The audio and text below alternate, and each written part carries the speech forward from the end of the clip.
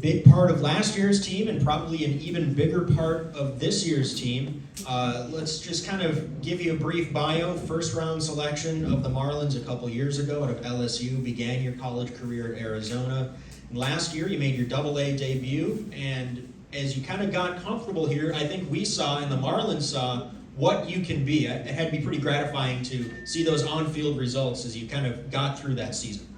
Yeah, obviously, I mean, was just really happy to kind of get here and be a part of the clubhouse. I mean, they had already clinched in the first half, so I mean, we knew we were going to play kind of postseason baseball, and I think that was really cool because that's kind of what the Marlins are building up top, and as they made the playoffs last year. And I think it was just cool to be a part of the clubhouse and just enjoy, playing baseball with guys that wanted to win. And obviously, I got to play alongside of them, and I was playing pretty well until I got banged up a little bit. But had a great, short stint here, and I'm looking forward to this year.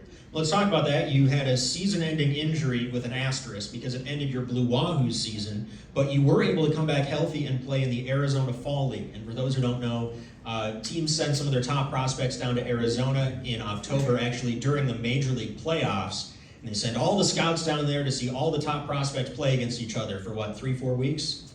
It was actually about 6.5 weeks. 6.5 weeks. A little bit longer. I was paying attention to the MLB playoffs, but you were able to play and play well down there, and rather than ending your season on a sour note, you were able to kind of end it on a bit of an upswing. Tell me about your progression in the Arizona Fall League.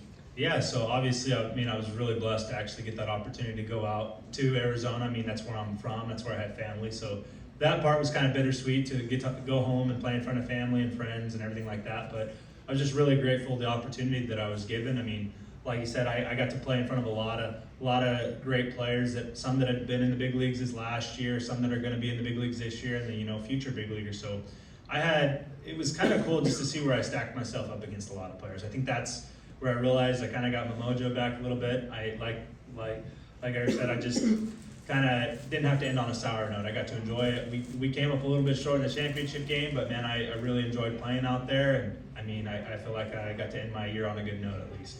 You didn't get a chance to play in the Blue Wahoos playoffs, but you mentioned you made it to the championship game in the Fall League. And I think that's something that the Marlins really prioritize as they've tried to develop the minor league system. Get these players used to winning. Have that as the expectation so that you can be part of a winning club at the big league level. Could you sense a change as things turned over to playoff time, even though those were players that you really didn't know all that well?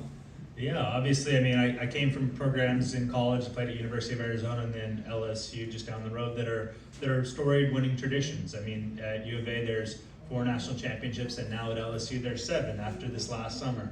A little bit sour, they won it the year after I left, but that's just how it goes. But obviously, and then coming here at Pensacola, just won it 2 years ago. That's something that I felt really comfortable stepping right into. I mean, that's just kind of how I was raised in high school to college, and now hopefully in my professional career here and then in the future. That's something that I want to do. I want to win games and I want to win championships. That's kind of, I think, the player I've worked to become, and I think that's who and what I've kind of been raised to be. Well, you kind of sprinkled it in here and there in your answers about playing in front of family in Arizona and how you were raised and all that. You come from a pretty athletic family. Why don't you tell the fans here in attendance all of the athletes from your parents on down? Yeah, so I'm the oldest of 4 siblings. I obviously played at University of Arizona and LSU. My next sibling, she's a freshman at Stanford. She plays softball there. Then the next 2 youngest, one is a senior. She's going to Indiana as a pitcher for softball. And then the youngest, he's a sophomore, and he has not decided where he wants to go yet. So I was pretty gifted. Both my parents played college, and then my dad played a little bit of minor league baseball. So I've enjoyed the the learning lessons that they've given me, and some of the backhanded compliments they've given me as well. So yeah, you kind of learn from it. But I've been truly blessed to have the family and support that I've had from them, and I couldn't ask for a better support system.